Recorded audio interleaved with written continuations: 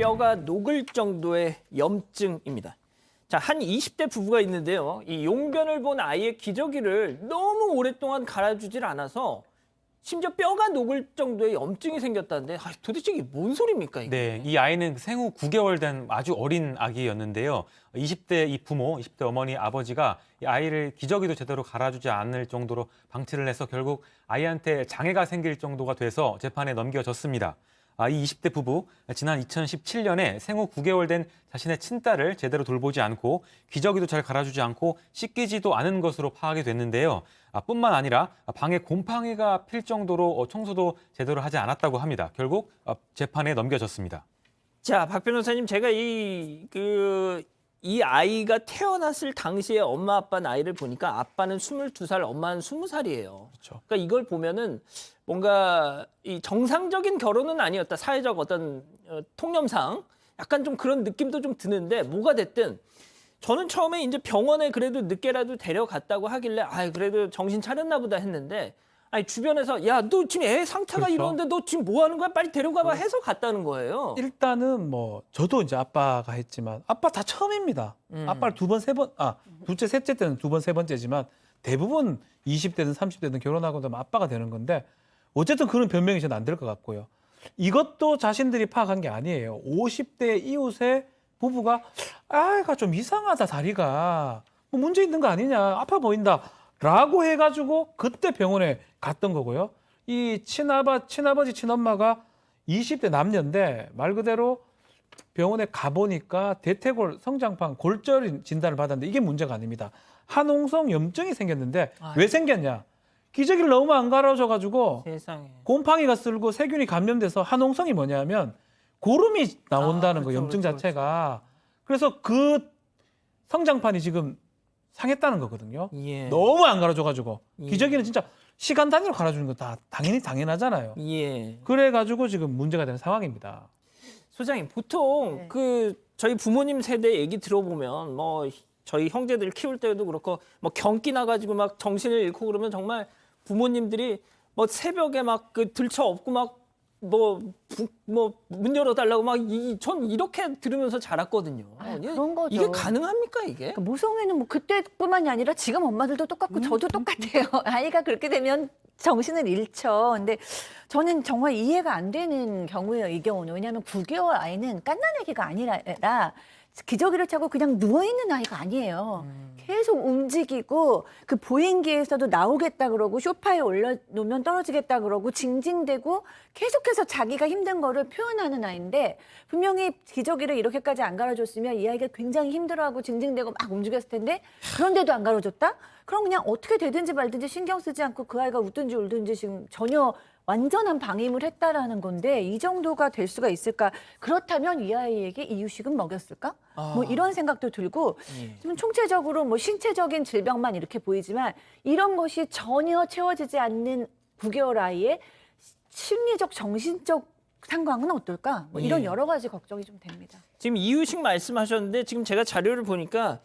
이유식 대신 미역국만 먹였대요. 미역국만 먹였답니다. 그 아이한테. 자, 그런데 문제는 말이죠. 좋습니다. 병원에 데려갔어요. 그래서 확인했습니다. 치료가 된다면 그나마 다행입니다. 자, 그게 아니었죠, 근데.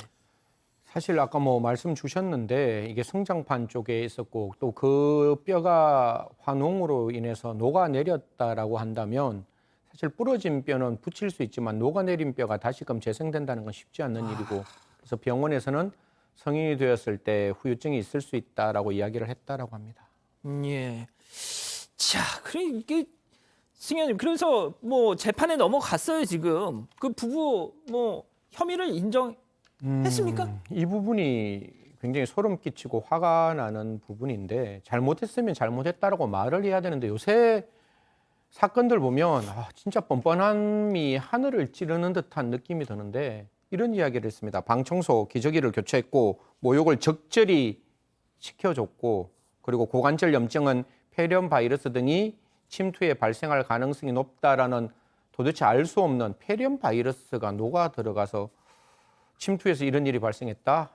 감기 걸리고 난 다음에 폐렴 걸렸는 그 치료했는 그 기록도 있을지 모르겠지만 그렇게 이야기를 해서 전혀 반성하는 태도가 보이지 않았지만 이 아이를 검토한 의사 이런 말을 합니다. 아이 머리가 오래 감지 않아 머리카락이겠죠.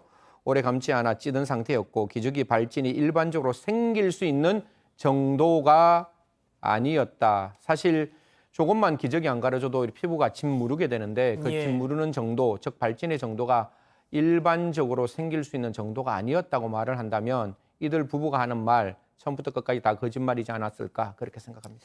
자, 그리고 제가 한 말씀 더 드리면 그 아이가 아침부터 낮에는 계속 자고 밤부터 새벽엔 깨어 있었다라고 합니다. 그게 무슨 소리냐면 아이가 엄마 아빠의 생활 패턴을 따라간다는 겁니다. 그러니까 결국 이 얘기는 부모들이 낮밤을 받고 살았다는 거예요.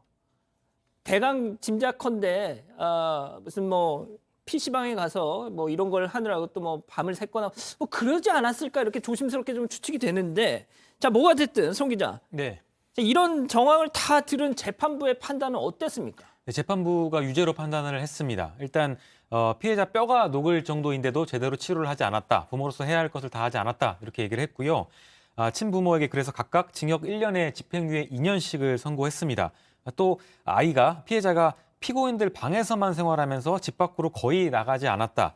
진료 내역도 일회성으로만 확인되는 점을 고려할 때 비위생적인 환경에 방치되는 것으로 보인다고 지적을 했습니다. 자, 박 변호사님. 저는 말이죠. 네. 자, 지금 집행유예입니다. 집행유예. 다른 어떤 이유를 찾아보긴 어렵습니다. 뭐 둘 중에 한 명이 양육을 해야 되기 때문에 그렇다면 한 명을 실형하고 한 명을 집행유예하는 경우는 간혹 있습니다. 예. 재판부에서. 근데 둘 다 공이 집행유예를 했는데 9살도 아니에요. 9개월입니다. 아무런 뭔가 조치를 본인은 취할 수가 없습니다. 그 아이는. 그 아이는 그냥 뭘 할 수가 없는데 엄마 아빠가 안 갈아주면 그냥 죽을 수도 있고 다칠 수도 있고 생명 위협을 느낄 수 있는 거거든요. 더더군다나 지금 성장판이 잘못돼 가지고 이게 회복이 불가능할 가능성도 있는 상황인데 집행유예 뭐 재판부가 다른 부분도 많이 봤겠지만 글쎄요, 이게 부모로서 이게 과연 이거를 이렇게 봐주는 게 맞는지 뭐 집행유예 그럼 박 변호사님도 재판부 이해하기 좀 판단에 조금, 어렵습니다. 만약에 그냥 이래가지고 결과 발생하지 않았다면 재판하면서 많이 엄중히 좀 묻고 이랬으면 되는데 결과가 지금 발생이 된 거거든요. 둘 중에 한 명은 최소한 뭔가 좀 책임을 물어야 되는데 둘 다 집행유예 했다. 좀 약하지 않나 이런 생각이 많이 듭니다. 야, 제가 좀 지금 박 변호사님 말씀을 듣고도 좀 놀란 것이 어지간하면 박 변호사님이 저런 말씀을 안 하시거든요. 저는 이제 법원 판결을 되게 존중하는 편이거든요. 예. 간혹 거의 뭐 잘했겠죠 이렇게 얘기하는데 이거는 조금 심합니다 진짜로. 자, 그렇군요. 자, 소장님, 그런데 더 충격적인 사실을 하나 더 말씀드릴게요. 이 아이, 그러니까 뼈가 녹아서 지금 평생 장애를 안을지도 모른다는 이 아이를 말고도 둘째 아이를 더 낳았다는 거예요. 아이가 또 그러니까요. 있는 겁니다. 네, 이제 그 사이에 그 동생을 또 낳은 거죠. 이 일이 있고 나서 그 아이의 굉장히 좀 걱정스럽죠. 의구심이 들죠. 이 엄마 아빠 아이를 낳기만 한다고 엄마 아빠가 아니에요. 그렇죠? 길러야 엄마 아빠죠. 낳는 예. 거는 네. 그렇기 때문에 이 엄마 아빠는 굉장히 의심스럽고 불안하기 때문에 엄마 아빠가 다 알아서 할 거야. 아이는 엄마 아빠 길러야지라는 생각을 지금 우리나라의 대한민국은 그 수준은 아니라고 생각해요. 엄마 아빠로서 아이를 보호하고 있는지 의무를 저는 부과해야 된다라고 생각이 들거든요. 지금 이 아이 뼈가 이렇게 썩을 때까지 병원에 한 번 갔다고 하죠. 어떻게 9개월 아이가 병원 한 번 갈 수 있습니까? 그러니까요. 예방 접종만 해도 대한민국은 그렇죠. 지금 의무 예방 접종이 너무 많아요. 그러니까 아픈데도 불구하고 안 데려갔다는 거 우리 여태까지 너무나 많은 사건에서 아동 학대 사건이나 여러 가지 비극적인 사건에서 경고 사인이 무시된 경우를 너무 많이 봤잖아요. 맞습니다. 근데 이 경우는 굉장히 그 의무적인 어떤 것을 부과해야 된다는 생각이 듭니다. 그러니까 소장님 말씀하셨지만 부모가 되고 말고는 선택할 수 있잖아요. 근데 정말 자식은 부모를 선택할 수가 없잖아요. 그냥 태어나 보니까 태어난 겁니다.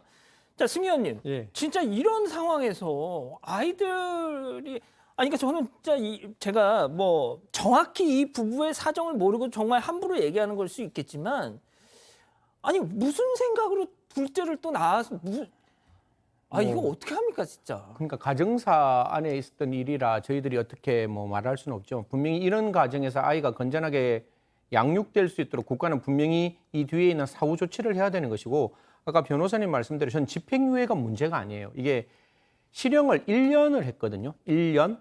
그러면 집행유예 과정에서 분명히 이들 부모가 다시 아이를 학대하거나 그 집행유예 준수사항을 뭐 이렇게 어겼을 때 집행유예가 실효된다 할지라도 살아나는 형이 1년밖에 안 된다라는 거는 제가 봤을 때 적어도 집행유예를 한다면 그 실형의 전제가 되는 형은 1년보다는 훨씬 더 높았어야 되지 않느냐. 언제나 법원이 좀 생각할 때 그들의 가정에 있는 부모의 입장도 생각하지만 그 아이가 환웅으로 인해서 얼마나 많은 열과 얼마나 많은 아픔이 있었는지를 좀 생각한다면 저는 분명히 이 징역 1년이라는 건 조금 부적절하다. 항소가 된다면 검찰 이거 항소하십시오. 항소하고 항소심에서 적어도 둘 중에 한 사람에 대해서는 좀 실형을 좀 줄 수 있고 또 더 중한 어떤 예. 조치가 취해져야 되지 않을까 그렇게 생각합니다. 알겠습니다.